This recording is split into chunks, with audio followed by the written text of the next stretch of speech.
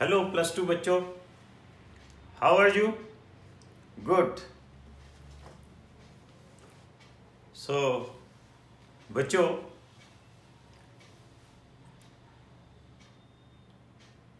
जैसे ये हमारा एक 45 डेज का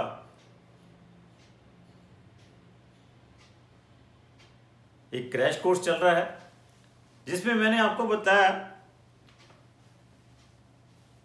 कि पीछे 7 और 8 मंथ्स का जितना भी आपने +1 प्लस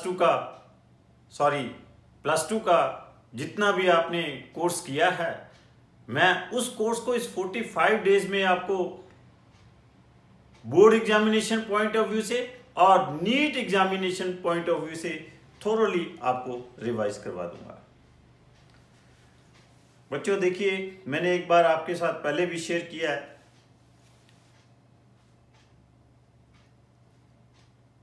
कि जिंदगी में अपने गोल को अचीव करने के लिए मेहनत की बहुत जरूरत है,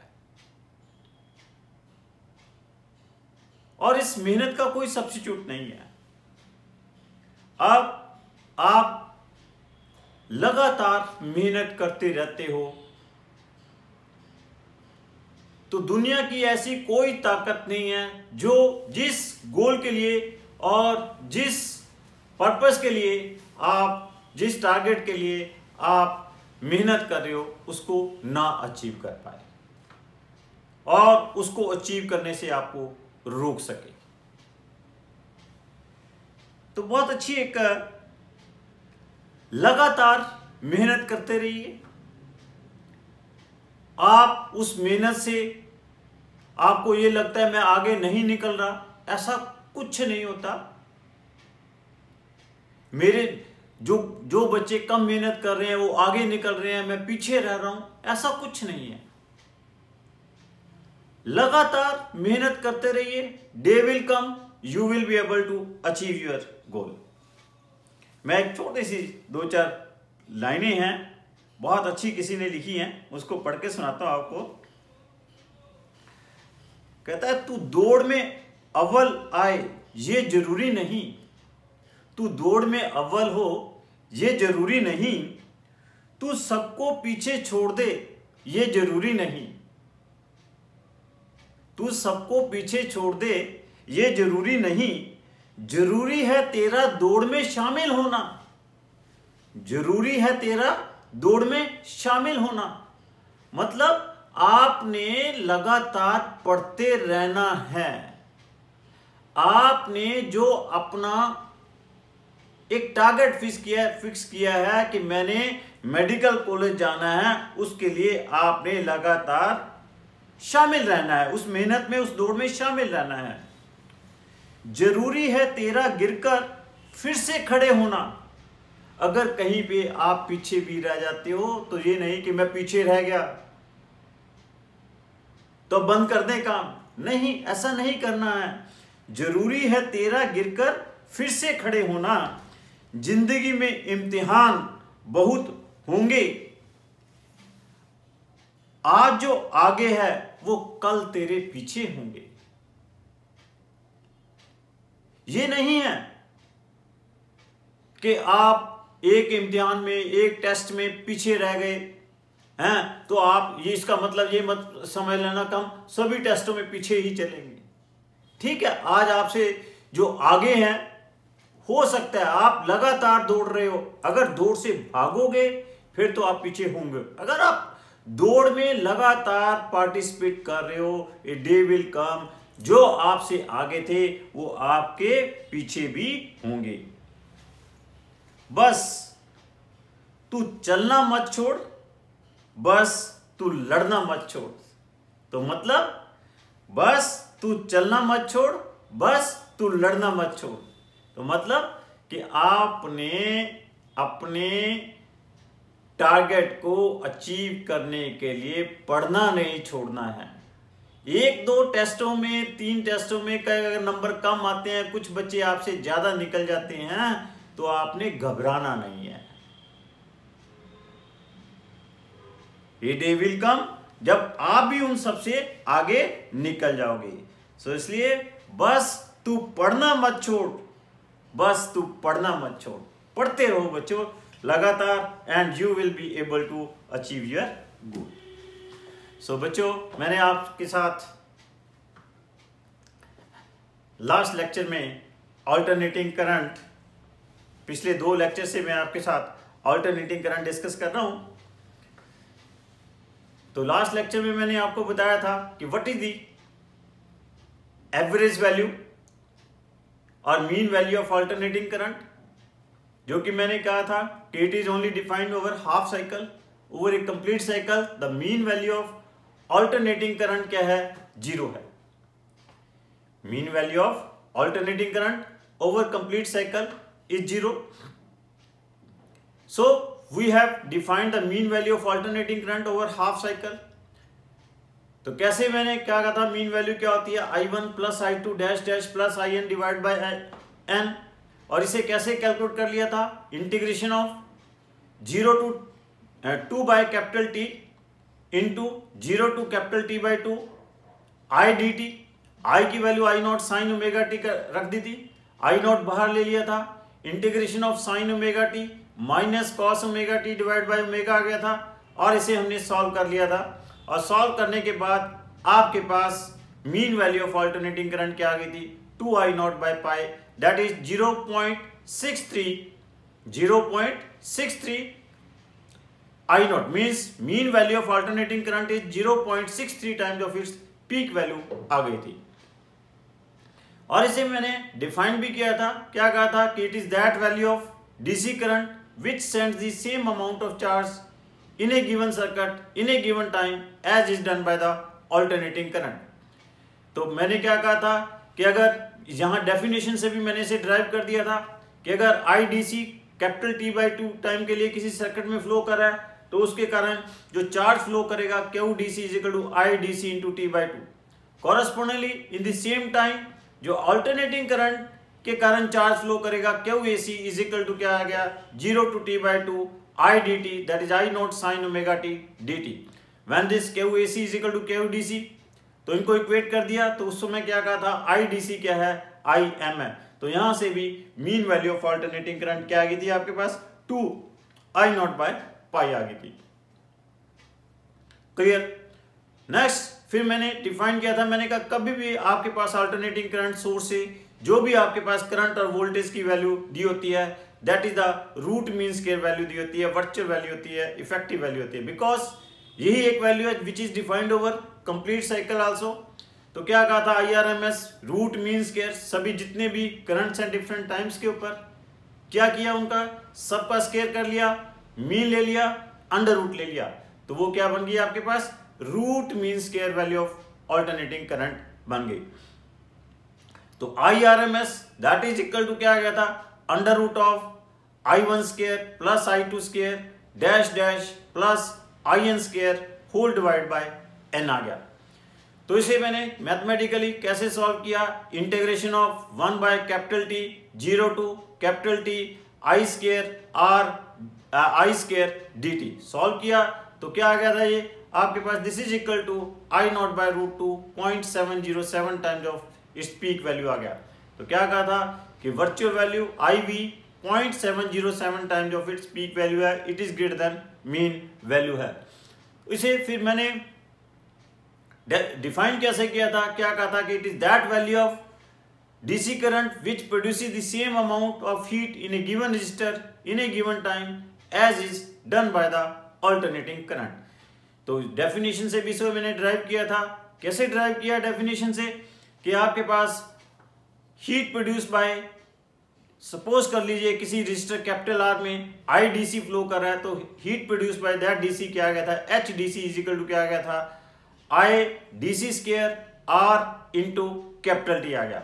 तो correspondingly heat produce by A C क्या आ गया? H A C integration of 0 to capital T I square R D T. I की वैल्यू क्या रख दी थी? I not sine omega T. Solve किया, जब H D C is equal to H A C है, इक्वेट करके उस आई डी सी को क्या लिख लिया मैंने? आई वी लिख लिया। तो वहां से भी I V is equal to I not by root 2 और 0.707 टाइम्स ऑफ आई नॉट आ गया। सिमिलरली ईवी भी क्या आ गया, that is 0.707 times of E naught आ गया। तो यहाँ पे एक बहुत अच्छा आपसे क्वेश्चन पूछ लिया जाता है कि अगर इफ सपोज कहता है the electric current in a circuit is given by I not into small T by capital T for some time, then what is the root mean square value of alternating current for a time capital T? Means here current is given at any time t, I naught small t upon capital T है। Clear? इस current के लिए हमने क्या निकालना है, we have to calculate the IRMS। तो formula क्या था IRMS के लिए, that is under root of 1 by capital T 0 to capital T I square dt। This is the formula for root means के वैल्यू ऑफ ऑल्टरनेटिंग करंट। अब हम हमने alternating current के लिए डिफाइन किया था, कैलकुलेट किया था, तो आई की वैल्यू क्या ले ली थी हमने, आई नॉट साइन ओमेगा टी ले ली थी। अब हम क्या करेंगे, आई की जगह क्या लेंगे, आई जो दिया हुआ है that is I not small T upon capital T दिया हुआ है, तो इसकी वैल्यू हम क्या सब्स्टिट्यूट कर देंगे, this is 1 by capital T 0 to capital T I not square T square capital T square D T. Clear? तो इसे हम सॉल्व करेंगे, 1 बाय कैपिटल टी क्यूब आ जाएगा ये बाहर, आई नॉट स्क्वायर भी बाहर आ जाएगा, अंदर क्या रह जाएगा 0 to capital T T square D T. Integration of T square D T क्या होगा आपके पास, that is equal to T cube by 3, तो this becomes T cube by 3 बन जाएगा, ये कैंसिल आउट हो जाएगा, तो दिस इज इक्वल टू क्या आ जाएगा आई नॉट बाय रूट 3 आ जाएगा। This is the mean, this is the RMS value of alternating current, this is the RMS value of a current whose equation is given as I not small T upon capital T. Clear? तो बहुत अच्छा, आपके पास इस तरह से एक और question आ सकता है, कहता है the effective value of current in 50 cycle per second AC circuit is 50 ampere. Means अब क्या दिया हुआ है, इफेक्टिव वैल्यू दी हुई है करंट की कितनी, 50 एम्पियर दी हुई है, फ्रीक्वेंसी कितनी दी हुई है 50 साइकिल्स पर सेकेंड। कहता है what is the peak value of current, very simple, peak value और इफेक्टिव वैल्यू में क्या रिलेशन है, I V is equal to I not by root 2। तो पीक वैल्यू क्या होगी, I naught is equal to root 2 I V कितना दिया हुआ है 50 रूट 2 मीन्स 50 इंटू 50 इंटू 0.707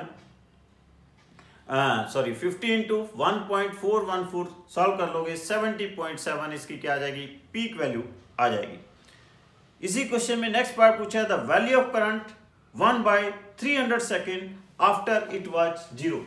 तो किसी भी टाइम के ऊपर, पर्टिकुलर टाइम के ऊपर क्या है, करंट पूछा है सर्किट में, क्या होगा current and any time small T, कैसे लिख सकते हैं इसे, how it can be written as I is equal to I not sine omega T. I not अब हमारे पास पता है, अभी हमने कैलकुलेट कर लिया, व्हाट इज दिस 70.7 एम्पियर है, साइन 2 पाई एफ, फ्रीक्वेंसी दी हुई है 50 दी हुई है, टाइम कितने टाइम के बाद पूछा है 1/300 सेकेंड। तो इसे सॉल्व करेंगे, दिस बिकम्स 70.7 साइन, इसे सॉल्व करेंगे, दिस बिकम्स दैट, ये आपके पास सारी वैल्यू सब्स्टिट्यूट करके ये जो आ जाएगा, it comes nearly that 5 into 10 भी क्या आ जाएगा, ये 5 और 2 ये भी कैंसिल आउट हो गया, दिस इज π/3 आ जाएगा। साइन π/3 क्या होता है, दैट इज साइन 60 रूट 3/2, तो this becomes that is 70.7 into root 3/2, ये एम्पियर आ जाए, इतने एम्पियर करंट आ जाएगा एट एनी टाइम टी। अगर इसे फर्दर सॉल्व करेंगे, दिस बिकम 61.23 एम्पियर करंट आ जाएगा। Clear? No problem at all. So in this वे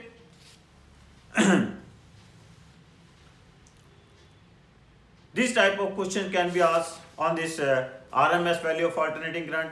एक दो चीजें और भी मैंने इसमें आपके साथ इंपॉर्टेंट चीजें डिस्कस की थी। व्हाट इज दैट, कि क्या कहा था कि अगर आपके पास करंट की इक्वेशन दी हुई है I is equal to I not sine omega T plus cos omega T, तो क्या कहा था इस केस में, इसकी जो एवरेज वैल्यू होगी ओवर कंप्लीट सर्कल 0 होगी, और जो पीक वैल्यू होगी इस इक्वेशन की √2I0 होगी, RMS वैल्यू क्या होगी I0 होगी, और फ्रीक्वेंसी ओमेगा होगी। अगर आपके पास करंट दिया हुआ है 2I0 sin omega T cos omega T, उस केस में भी peak value over a complete cycle क्या होगी 0 होगी, average value over a complete cycle क्या होगी 0 होगी, पीक वैल्यू क्या होगी I0/2 होगी, RMS वैल्यू क्या होगी I0/2√2 होगी, और फ्रीक्वेंसी क्या होगी आपके पास 2 ओमेगा फ्रीक्वेंसी होगी। क्लियर। नाउ उसके बाद मैंने क्या कहा था कि हमारे पास इस ऑल्टरनेटिंग करंट में क्या है, रजिस्टर के साथ साथ दो आपके पास ऐसे और एलिमेंट हैं which are offering the resistance in the flow of alternating current. वो कौन से दो एलिमेंट हैं, एक आपके पास क्या है इंडक्टर है, और दूसरा क्या है कैपेसिटर है। तो क्या कहा था, resistance offered by the inductor in the flow facie that is called inductive reactance. XL के साथ नोट किया था, एक्सएल क्या आ गया था L omega, that is equal to क्या आ गया था 2πfl। तो यहाँ पे क्या कहा था कि जो इंडक्टिव रिएक्टेंस है it is directly proportional to क्या है फ्रीक्वेंसी है। अगर हम एक्सएल और एफ के बीच में ग्राफ प्लॉट करते हैं it is a inclined straight line. और क्या कहा था कि for DC this inductive reactance offers no resistance because for DC F is equal to 0 आ जाएगा, एक्स इज इक्वल टू क्या होगा 0 आ जाएगा। क्लियर। फिर सेकेंड एलिमेंट डिफाइन किया था कैपेसिटर कि resistance offered by the capacitor in the flow facie is called capacitive reactance. इसको किसके साथ नोट किया था, एक्सी के साथ नोट किया था। एक्सी क्या आ गया था, that is equal to 1/c omega, that is equal to 1/2πfc। तो क्या कहा था, जो कैपेसिटिव रिएक्टेंस है resistance offered by the capacitor in the flow faced है by the capacitor it is inversely proportional to frequency है। तो इस केस में एक्सी और एफ का ग्राफ क्या था, that is a rectangular hyperbola. और यहां पे मैंने क्या कहा था, फॉर डीसी एफ क्या है 0 है, देयरफॉर एक्सी क्या आ जाएगा इनफाइनाइट आ जाएगा। तो means capacitor offers infinite resistance for a DC means, और you can say in brief कि आपके पास जो इंडक्टर है it offer a simple connecting wire for DC and offer as a open switch.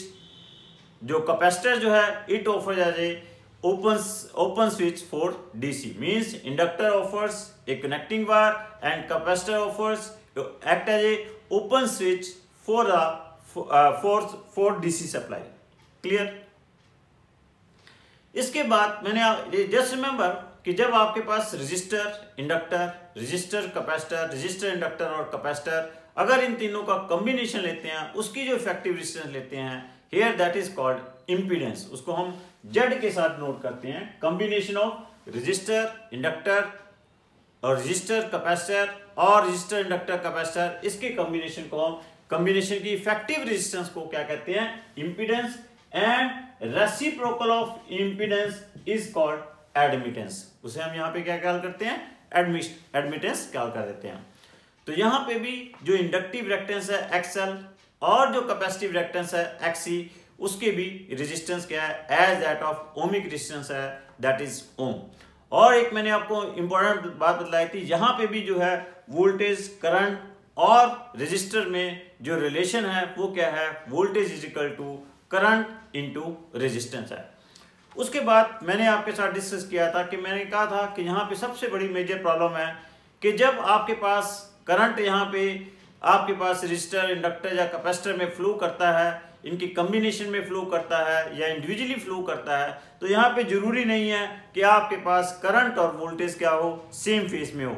इस केस में यहाँ पे करंट और वोल्टेज के बीच में क्या है कुछ फेज डिफरेंस डेवलप हो सकता है। जैसे मैंने रजिस्टर के लिए किया था कि when alternating current is flowing in a pure resistor, अगर ये प्योर रजिस्टर में फ्लो कर रहा है तो उस केस में क्या है व्हाट हैपेंस, करंट और वोल्टेज क्या रहते हैं सेम फेज में रहते हैं। करंट और वोल्टेज के बीच में फेज डिफरेंस क्या है 0 है। But when it is flowing in a pure inductor, pure inductor के केस में क्या होता है कि वोल्टेज जो है करंट को लीड करता है by an angle pi by 2। Mean जब करंट जीरो है तो उस समय वोल्टेज क्या है, मैक्सिमम है, और जब आपके पास करंट मैक्सिमम है वोल्टेज क्या है, जीरो है। क्लियर। और कैपेसिटर के केस में मैंने क्या कहा था कि when the current is flow alternating current is flowing in a pure capacitor, voltage क्या करती है, lags behind the current by an angle pi by 2। Pi by 2 angle के साथ वो क्या करती है, लैग करती है। Now today I will discuss कि when this alternating current is flowing in a combination of resistor and inductor. अगर अल्टरनेटिंग करंट रेजिस्टर और इंडक्टर के कॉम्बिनेशन में फ्लो कर रहा है, ये आपके पास क्या है, रेजिस्टर है, और ये आपके पास क्या है, इंडक्टर है। यहां पे आपके पास AC फ्लो कर रहा है। Here alternating current is flowing. Clear? This is a resistance R, this is a inductance. अब क्या है, alternating current flowing in it at any instant I is equal to क्या हो जाएगा here, I is equal to I naught sin omega t. Now at any instant voltage develop across it E is equal to क्या आ जाएगा, IR plus L into di by dt. Clear? What is here I? I is I naught sin omega t into R plus L into dt of I naught sin omega t. So this is equal to क्या आ जाएगा, I naught into R sin omega t plus L I naught dt of sin omega t क्या होगा, this is cos omega t into omega. Clear? So this becomes I naught, हम बाहर ले लें, अंदर क्या रह जाएगा, R sin omega t, this is R sin omega t plus L omega क्या है, L omega क्या है, that is XL cos omega t।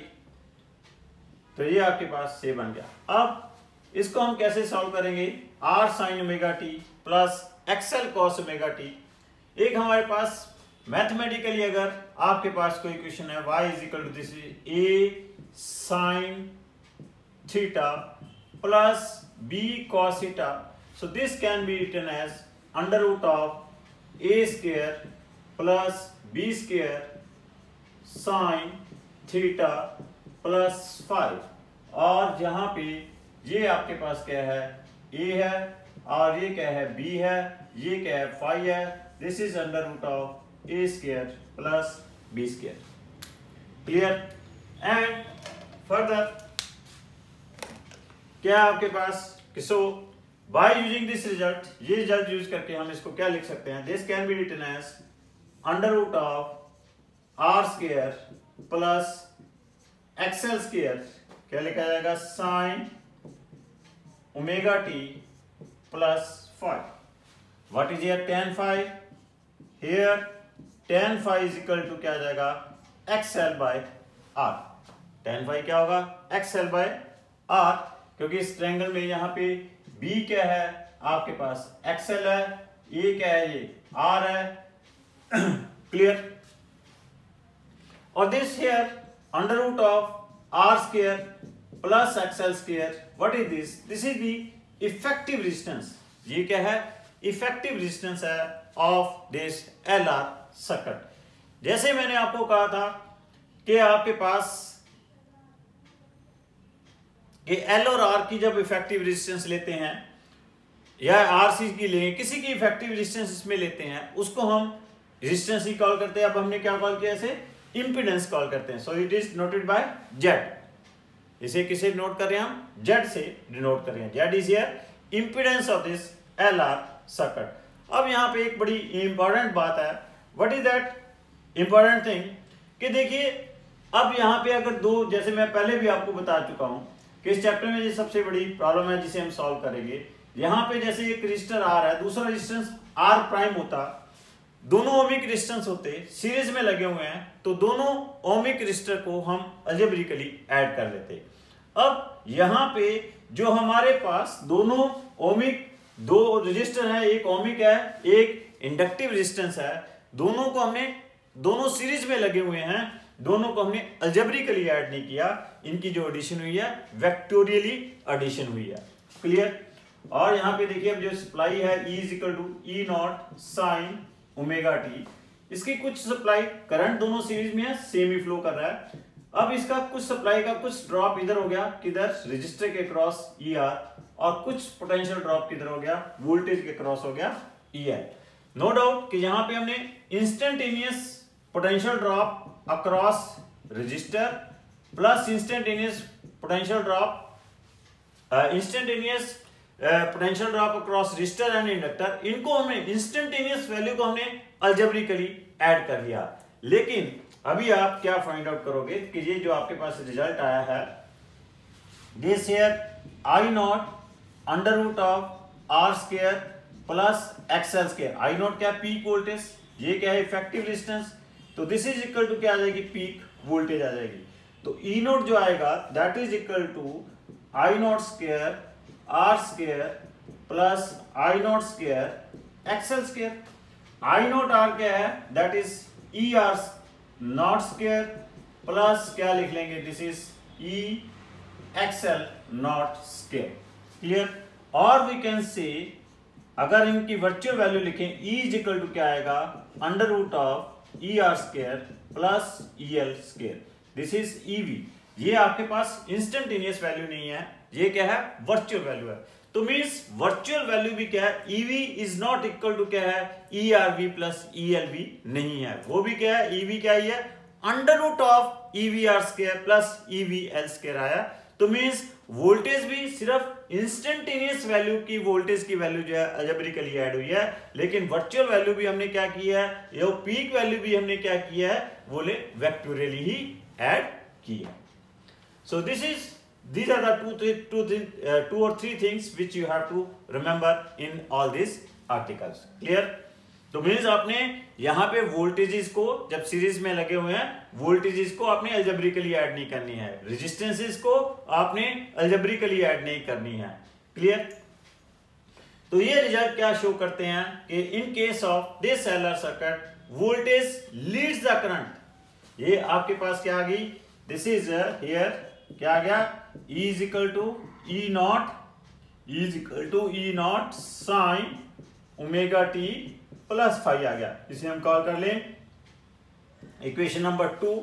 Here equation number 1 and 2 implies that कि voltage leads the current by an angle phi, that phi is tan inverse XL by R है, that tan phi क्या है phi क्या है tan inverse XL by R है। और यहां पे ये रिजल्ट इंप्लाई कर रहा है कि आपके पास जो इफेक्टिव रेजिस्टेंस है जिसे हमने impedance of the circuit call किया है that is equal to under root of R square plus XL square है। और यहां पे हमने ये चीज शो कर दी कि अगर ई आर वी और एंड ई एल वी क्या है virtual value of voltage across resistor and inductor है, then effective total virtual value of voltage क्या होगी, total virtual value of supply क्या होगी under root of E R V square plus E L V square होगी। Clear. तो यहां पे अगर हम इनका फेजर डायग्राम मैं प्लॉट करूं, this is the phasor diagram for this is for current, ये आपके पास करंट है, ये क्या है आपके पास वोल्टेज है, दिस इज ओमेगा टी और ये एंगल क्या है फाइव है। तो means this is the voltage at any time T E not sine omega T plus phi और this is the current any time T sine omega T. This is the phasor diagram for this LR circuit. Board examination में 1 mark का ये भी question आ सकता है कि plot phasor diagram for this LR circuit. Clear. Now अगर यहां पे इंडक्टर की बजाय आपके पास क्या लगा हुआ है इधर, instead of inductor here we are having a capacitor, यहां भी आपके पास क्या है कैपेसिटर है, तब क्या होगा दिस इज द, यहाँ पे हम क्या लिख देंगे, EC लिख देंगे, this is the capacitor of capacitance C। अब वही है, किसी इंस्टेंट के ऊपर जो करंट फ्लो कर रहा है एट एनी इंस्टेंट क्या होगा, I is equal to I naught sine omega t होगा। अगर ER और EC क्या है, they are the instantaneous voltage across resistor and capacitor at any instant, तो E क्या आ जाएगी आपके पास, ER प्लस EC। ER क्या होगी, I इंटू R, EC क्या होगी, that is Q by C हो जाएगी। EC क्या हो जाएगी, that is Q by C। तो Q को हम क्या लिख सकते हैं, this Q can be written as integration of I dt, can be written as 1 by C integration of I dt। अब यहां पे वही I की वैल्यू क्या आ जाएगी, what is your I, I is equal to integration of I naught I naught sine omega t, I naught sine omega t. अगर I नॉट बाहर आ जाएगा, integration of sine omega t क्या होगा, minus cos omega T divide by omega. तो यहां पे आपके पास माइनस साइन आ जाएगा, 1 बाय सी ओमेगा क्या बन जाएगा, XC बन जाएगा। तो ये क्या बन जाएगा, R sign omega T minus XC cos omega T. अब फिर यही रिजल्ट यूज करके इसे सॉल्व कर लेंगे, ये क्या बन जाएगा, R square plus XC square I naught sine, this becomes omega T minus five. Again here tan five और E इज इक्वल टू क्या आ जाएगा, E naught sine omega T minus five. और आपके पास क्या आ जाएगा, tan five is equal to क्या आ जाएगा, XL by XC by R। और Z इज इक्वल टू क्या आ जाएगा, Z is R square plus XC square. Clear. तो यहाँ पे EV क्या आ जाएगा, ER square plus EC square, this will be XC square. और ये आपके पास जो फेजर डायग्राम है, ये यहाँ पे क्या आ जाएगा, इट विल बी, ये इधर आ जाएगा, फेजर फाइव इधर आ जाएगा। Clear, this is E। ना यहाँ पे हम क्या कहेंगे कि हियर वी विल से कि voltage lags behind the current by an angle five. यहाँ पे जो वोल्टेज है वो करंट को फाइव एंगल के साथ क्या कर रही है, लैग कर रही है, और वो फाइव क्या है, XC बाय R है। और इस RC सर्किट की इंपीडेंस क्या है, under root of R square plus XC square है। अगर ER EC virtual value of voltage across resistor and capacitor है, तो टोटल वर्चुअल सप्लाई क्या होगी, under root of ER square plus EC square होगी। So this is about the